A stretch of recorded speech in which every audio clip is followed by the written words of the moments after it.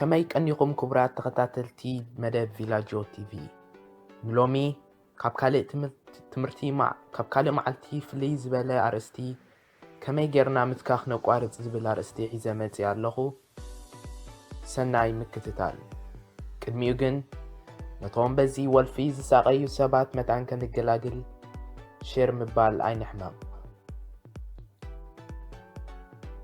شجارة متكاخ مقرات كبيد مخانو زمكح عيكونن شجارة ولاد أبستفل عليه مجدين الجمر أمبر أبي وتنا كبيد كسارة كم زنتعنا كلاتنا نسحتو أي مثلنن والفي متكاخ شجارة كابزم توم عنواتات كن قوتر تجميرنا مو قوتيرنا نودوم كوا أي مثلنن شجارة كابزم توم كساراتات نابنت مسدرانا يفلالينا كاب حبرة سابي نتسلنا ገንዘብና ነጥፍእ بعبي ድማ ኣብጥዕናና ዘምጽኦ ጉድኣት ቀሊል ኣይኮነን ምትካኽ ሓደ ካብቶም ቀንዲ ጠንቂ ናይ ሕማማትን ሞትን ምዃኑ ስርዓትን ስራሕን ናይ ሰራውር ደምናን ሳምቡእናን ክትንክፍ ይኽእል ሳምቡእና ኣብ ክንዲ ኦክሲጅን ኣትያ ካርቦን ዳይኦክሳይድ ትመልስ ብሰንኪ ምትካኽ كربون دايوكسيد أتيا كربون دايوكسيد تملس سلازي دما حصرت تنفاس ببزحي كقاطمنا يخل أكسجين معرخن داي كم استقمنا كون سحتو عي مثلاً متكاخ نغطاق وارد صوكوا كبيد انتخونه نلوميغن حقازي إلى زغربكو عسرتا مخرطات ناباكم يبلو سنة مكتتان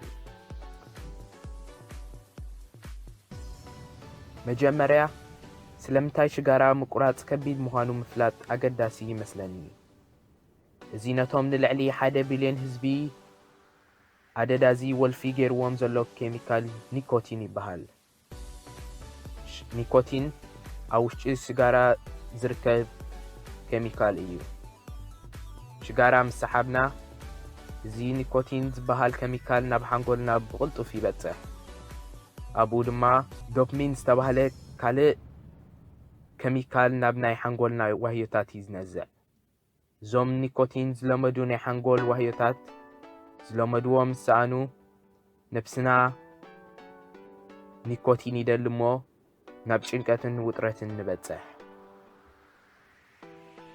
قطر حادة سلمنتاي تقوارد كمزلخا تصحفو بيرون ورقة حز سلمنتاي كتقوارد كمزدلخا حجي تصحفهم كاب حبرتسب سلازنصلكا دي ولا سابتعناخا غدات سلازمصالكا دي كله تصحفو قطري كلتا ገንዘብካ ከዓቢ ከሎ ተዓዘቦ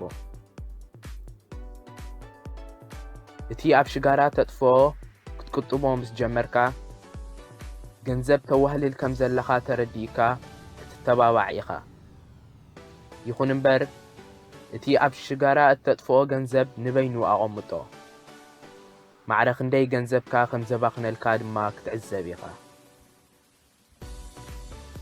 ቁጥሪ 3 መዓልቲ ምቁራጽ ምትካኽ ሽጋራኻ ወስን ገሊኦም ሰባት መዓልቲ ይጽበዩ እዮም ንኣብነት ከም በዓል ሓድሽ ዓመት በርዝደይ ዝኣመሰሉ መዓልታት ይጽበዩ ተቋርጸላ መዓልቲ ምውሳን ሓጋዚ እዩ ቁጥሪ 4 ኣብ ክንዲ ምትካኽ ካልእ ነገር ግበር ምንቅስቓስ ኣካላት ሓደ ካብቶም ሓገዝቲ ነገራት ቢዚ ክትከውን ዝሕግዙኻ ነገራት እዮም ወይ ድማ ንሽጋራ ዘይሰትዩ ኣዕሩኽትኻ ግዜ ምሕላፍን ምዝንጋዕን እውን ኣብ ምቁራጽ ምትካኽ ዓብይ ተራ ኣለዎ ዝተኻለካ መጠን ኣእዳውካን ኣእጋርካን ቢዚ ይግበሮም ቁጥሪ 5 ሽግርካ ንኻልእ ሰብ ኣካፍሎ ንዕሩኽትኻ ድዩ ንሰበይትኻ ወይ ሰብኣይኪ እቲ መደብካ ንገሮም ካብኦም እትደልዮ ሓገዝ ካብ ምዕታድ ድማ ድሕር ኣይትበል ቁጥሪ 6 መጽናዕቲ ይግበር ምትካኽ ወይ ድማኒ ምትካኽ ዘቋረጹ ሰባት ርኸብ ምትካኽ ዘቋረፁ ሰባት ብምርካብ ምኽሪ ውሰድ። ቁፅሪ 7 ካልእ ንጥፈታት ኣዘውትር። ካብ ሽጋራ ከርሕቑኻ ዝኽእሉ ከም በዓል ምጽዋት ኩዕሶ እግሪ፣ ባስኬትቦል ኣዘውትር ወይ እውን ጂም ብምኻድ ምንቅስቓስ ኣካላት ስራሕ። ቁፅሪ 8 ዘድልዩኻ ነገራት ቀዲምካ ግዛእ። ሽጋራ ደስ ክብለካ ከሎ ኣብ ክንዲ ሽጋራ ካልእ ነገር ናብ ኣፍካ ወትፍ። እዚ ክብል ከለኹ ግን ኣብ ክንዲ ሽኮራዊ ነገራት ከም በዓል ሌካ ወይ ከረሜላ ፍሩታታት ተመረፅቲ ይኾኑ። ቁፅሪ 9 ኣብ ጥቓኻ ሽጋራ ኣይተቐምጥ። ንመሓለውታ ኢልካ ሽጋራ ተቐሚጥካ ገና ኣይወሰንካን ማለት እዩ። ካብ ሕጂ ንድሓር ሽጋራ ዘየት ትክኽሰብ ኢኻ። ከምዞም ዘየት ክኹ ሰባት ሽጋራ ዘድልዮም ድማ ንዓኻ እውን ኣየድልየካን እዩ። ቁፅሪ 10 ምትካኽ ኣቋርፅ።